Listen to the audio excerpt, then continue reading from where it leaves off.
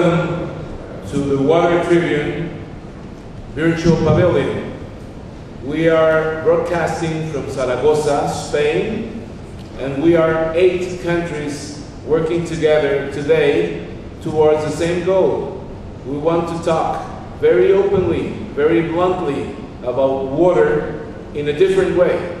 In the afternoon, we were interested in learning about water-related extremes, droughts and floods. And we learned that many places in the world are suffering from droughts, which are pervasive, long-lasting, and they affect large extensions.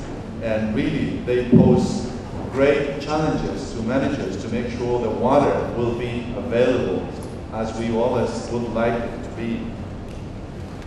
In addition, we learned about floods, and we heard that the hydrological cycle is accelerated because we are warmer, there is more moisture in the air, and when it rains more intensely. And that creates many problems in many areas of the world. Habiba, I'm returning the microphones to you there in Washington, D.C. Thank you. Let me turn to Singapore now. Going through Singapore to me is a tropical lush country. So it seems a bit surprising that you as a country would think about dealing with climate change and preparing for climate change. Mr. Chang? Thank you, Habibi. My name is Chen Wee. I'm actually the Deputy Director in the Public Utilities Board, PUB Singapore. We are basically the National Water Agency for Singapore. About 7-8 years ago, the government decided to bring together all the different services, the water, the drainage, the sewage service under one umbrella, and that was the PUB. So today the agency itself, we look after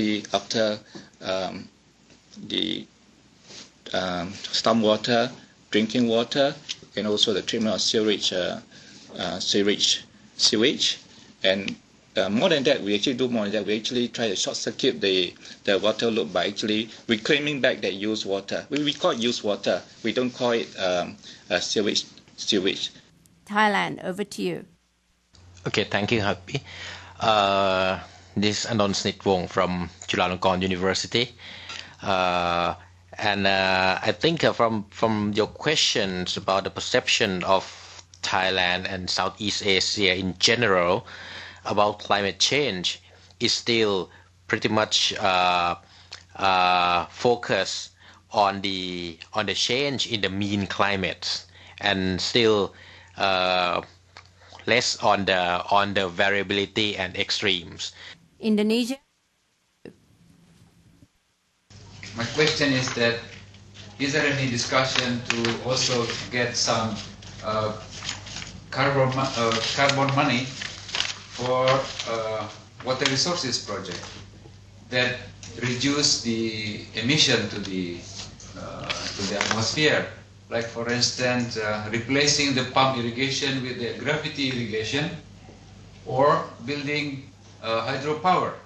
Actually, we as a local civil society organization who also follow up the how was going on with climate change, and then actually Laos we would like to do something more. Let me see something like that first.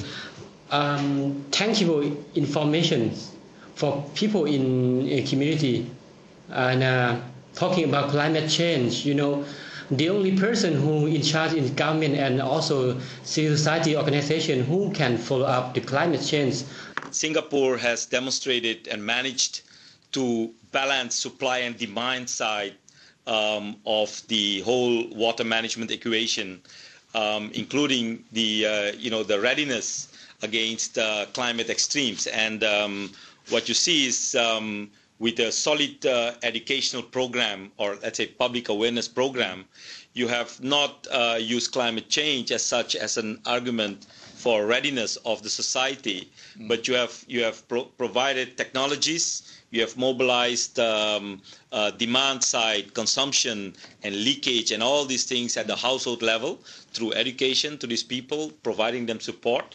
So you have prepared people in saving water, dealing better with water, and I think that's the best protection against any sort of variance or variability in water management. Zaragoza, it's all yours. Might be available to deal with the impacts of climate change, both from the supply side and from the demand side. But the discussion concentrated more on the state of the art of the science that is available. What are the climate signals that the different areas of research are producing?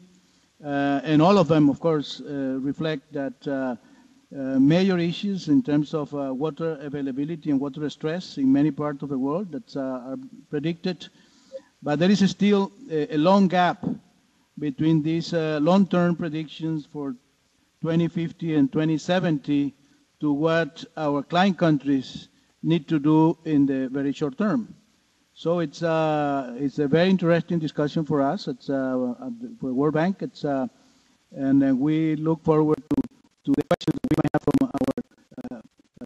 Let me just sort of wrap it up with a few sort of concluding comments, both from what I heard, but also bringing in some other issues that you referred to.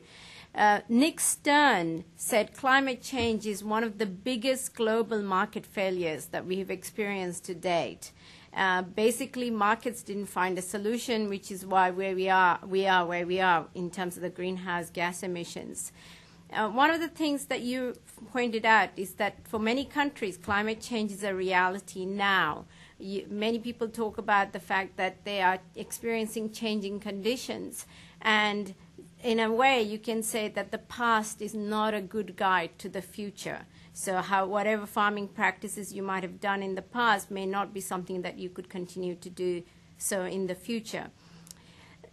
Another point that was raised is basically extremes and their impacts are concerned, both in terms of temperature in sea level rise, but also changes in the seasonal water flows for both rural and urban population and ecosystems.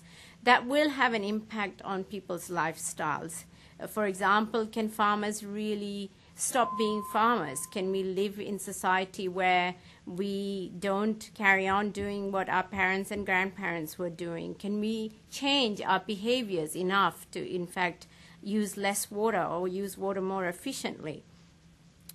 And these are the questions that we don't necessarily have answers to. We can definitely share and learn from each other, but we can also use some kind of technological and behavioral approaches to plan better for the future, taking climate change as one of the pressures and only one of the pressures along with all the other things that are happening.